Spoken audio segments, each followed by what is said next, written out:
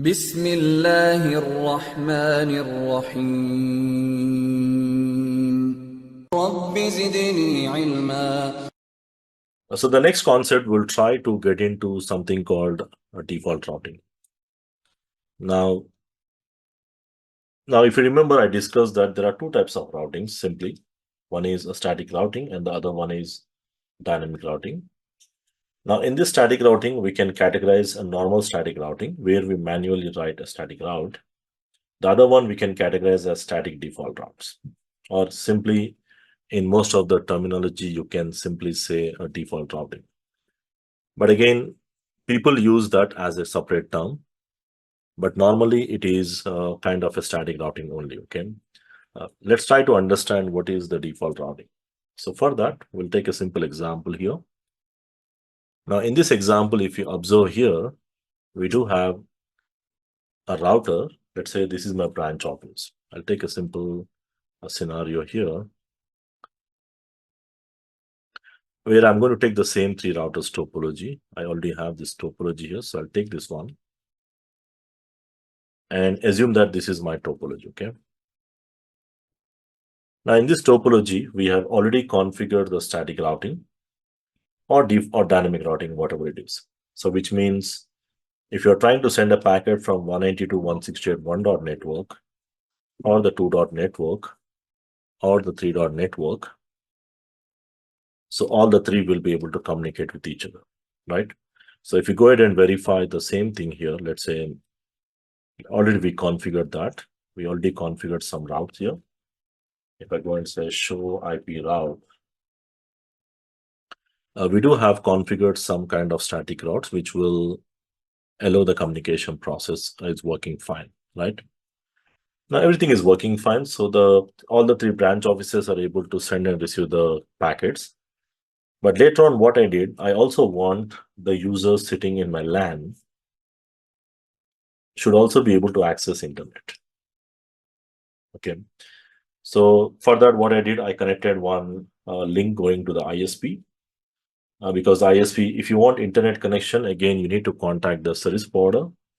So my service provider has bring one cable and he connected to my router. Again, we are not talking about our home wireless routers. These are company routers. Now, simply bringing a connection from the ISP connecting to the router, it will not enable the routing. It will not simply make the users of the LAN to go to internet. That's not going to work. In our home connections, it works because in our home connections, mostly it's a different kind of setup. It's a kind of a pre-configured router, we can say. But here, it's not going to work. Let's try to simulate some packets here. Let's say I'm sending a packet from 192.168.1.1, and we want to send the packet destined for 192.168. Let's say I want to send a packet to yahoo.com. Okay. So I want to send a packet to yahoo.com. I don't know yahoo.com IP, whatever it is. Let's say some random IP address. Okay. So random IP address here, 202.111 or whatever the IP you want, you can just take it. Now, whenever you are trying to send a packet from 1.1, and if you're trying to route the packet to any different network, we already discussed in the routing that the packet reaches the gateway. So assuming that we already configure the gateway, we already have the gateway address. If I go back to my PC, and if you see the IP configuration, we already defined the gateway address, which is going to tell that, okay, your job is to simply send to the router. Now, once it reaches the router, there are two things will happen. The first thing is it is going to check the route in the routing table. So the only thing what it is going to do is it's going to check the routing table. And if you have a route in the routing table, it will simply forward the packet. And if you don't have a route in the routing table, it is going to simply drop the packet, right? That's what we discussed. That's what the routing is all about.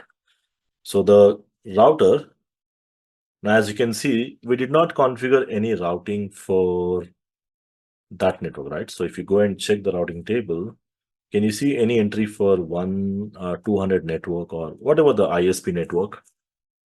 You can see there's no entry. So if you try to send the packet to that network, what it will do? Let me try sending a packet to some random network. So you'll get a reply from the router saying that I don't know, I cannot send the packet because I don't have the route here. So I don't want the packet to be dropped. So what I want is I want my router to send the packet to the ISP. Because you're taking the connection from the ISP, then the job of the ISP is to route the packet to the Yahoo, Google, Gmail, wherever you want. So which means there must be some kind of routing required, right? Because there must be some kind of routing required for your packet to reach the ISP. You can say, I have learned a static routing. What I'll do is I'll go and configure a static route.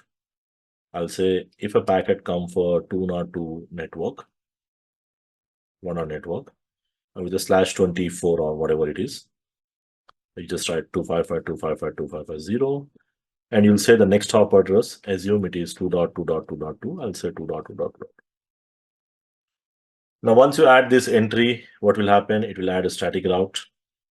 And now the next thing, if any packet come for 2.2 network, the router is going to send it to the ISP. ISP will take it from there.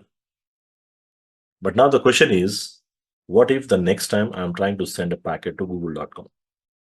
And the IP address for the google.com is, let's say, 50 network. Now what I have to do? Up to now, we only learned static routing. So I need to go and write a static route for 50 network and say that any network for 50 networks, simply send it to ISP. So if you just think about internet, now on the internet, there are millions of routes. Hundreds, thousands, there is hundreds of millions of routes, which is practically not possible for you to write a static route, right? So static route is not scalable. Just for 5-6 networks, it becomes very difficult. So practically adding a static routes is not a scalable solution because that's not going to work. Okay, you can say, I can use dynamic routing. Of course, dynamic routing is also can be used, but that's not, again, the solution unless we use BGP and other things, which we'll see in the BGP section normally. So what is the solution? The alternative is simple default routes. So what I'll do is I'm not going to use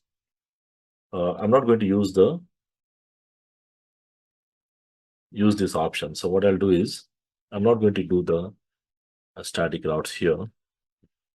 Instead of adding the static routes, what I'll do is I'll simply add the default routes. Okay.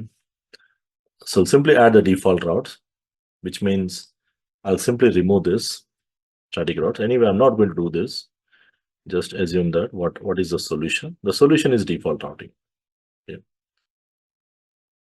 So I'll simply go to the router. Go to this my router, that is your router 1. I'm going to simply say IP route 0000. Now here, when I say 0000 means it can be any destination. So normally it refers to any destination. And if I give 0000, that's nothing but any wildcard, any subnet mask.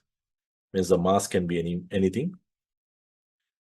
And I'm going to simply say the next hop should be 2.2.2.2. So this is typically the ISP router address, the next hop address. Or you can give your own exit interface if it is just a point-to-point connection. So now what will happen is whenever you add this entry, now you'll see on this router, there will be one extra route will be added with 000. There will be S asterisk. S asterisk represents it's a static default route. And 0000 is nothing but destined to any network. It is going to send it via 2.2.2. That will be the next hop you will see.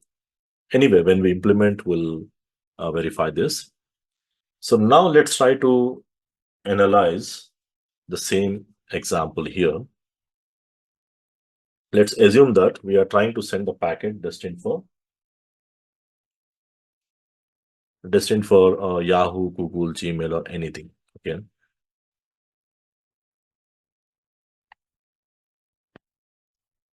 So I'm going to take the same example here. Assuming we have added a static default route. So I'm going to send a packet from 192.168.1 network. And I'm trying to send the packet to 50 network, let's say.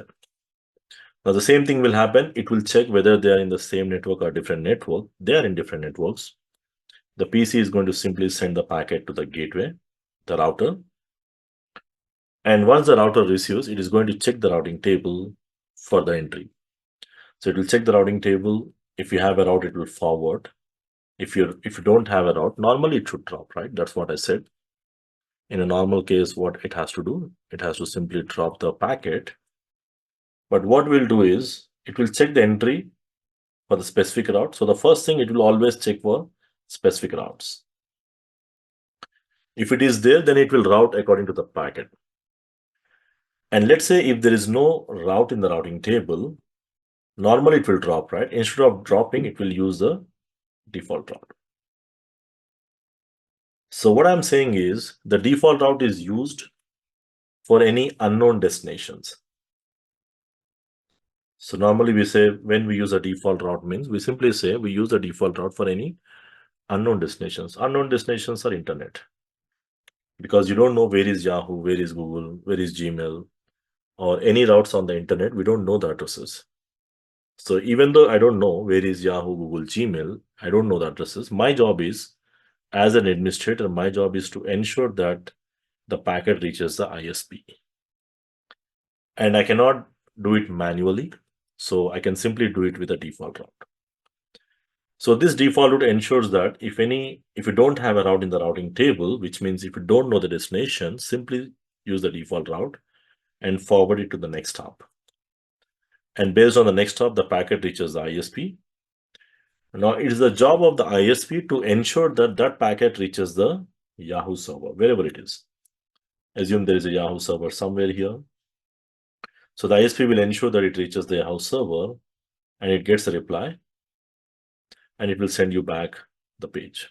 Again, there's a lengthy process. There is a NAT involved. There is a BGP protocol involved. You will see more in the BGP section in the service border, which will take it. So whatever happens beyond this point is, again, beyond the scope of the default route, because we are not going to do much on that. But again, if you move to the CCNP and the BGP section, you will probably try to understand more what happens beyond this point. How the service border is going to maintain the routes, or how the service border will exactly do that. What kind of routing is done, BGP routing. You'll probably see more on that particular part. But currently, at this point of time, our job is to ensure that your packet reaches the ISP. And that is only possible with the help of default routes. I can also use some BGP routing as well, but normally the default route which will be used. Okay. So what is default routing? Default routing is used to route the packet for any unknown destinations. I think that's what normally it says, a static default route, or like I said, by default, the router will discard if the packet do not match the routing table. But what I can do is I can tell the router to use the default route if there is no specific route matches.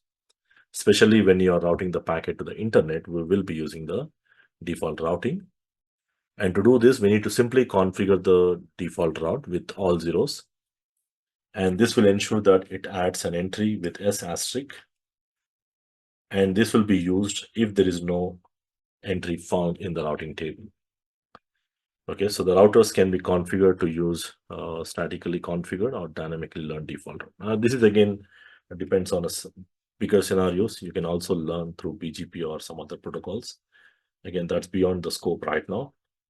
Normally here, in our case, we will be configuring the statically configure the default route. Now, there is one more scenario where you might be seeing the default route implemented in the production scenarios. That is also can be used at the end locations. So one scenario I already explained where we can use the default route, especially for internet routes. You must use the default routing. That's the place where we ensure that the packet reaches the ISP. And the second scenario is, let's say you got a head office.